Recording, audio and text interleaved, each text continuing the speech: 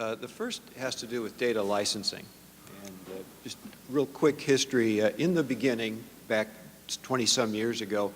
in the satellite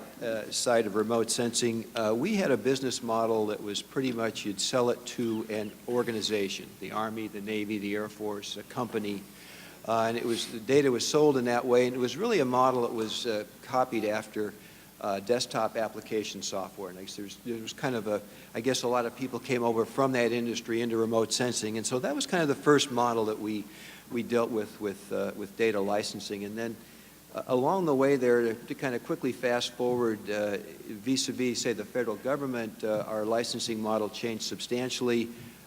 with the Department of Defense when we started to do multi-organizational licenses so that the DoD could buy it and they could share it amongst the Army, Navy, Air Force, and so forth. And then that morphed into something called Clearview, a Clearview license, and then now a NextView license, where pretty much all the data that we sell to the federal government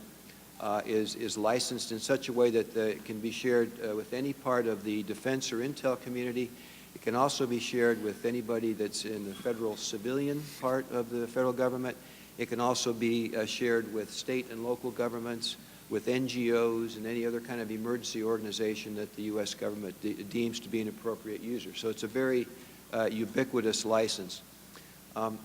We're now starting to get a fair amount of pressure or encouragement, or whatever you want to call it, with our direct state and local customers that they want to take this to a step further, where they want to put this data that we're providing them on websites of their own, so that their customers, their public taxpayers, can view this data, and also that they can download this data, full resolution data, and use it for their own purposes. And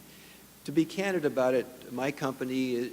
and our industry is having a little bit of trouble getting our head, around that, of how do we capture, a relevant amount of economic value, because we do have, our business is quite a capital-intensive one. So we want to capture some of that data, but we also obviously have to respect the desires of our customers. And so it's a challenge that we're working through that I think at the end of the day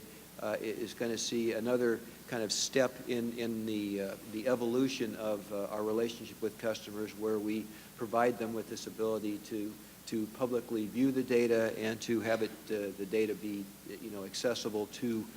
end citizens and even other companies that can do other things with the data and make other economically viable products that they may sell back to a state or a local government entity.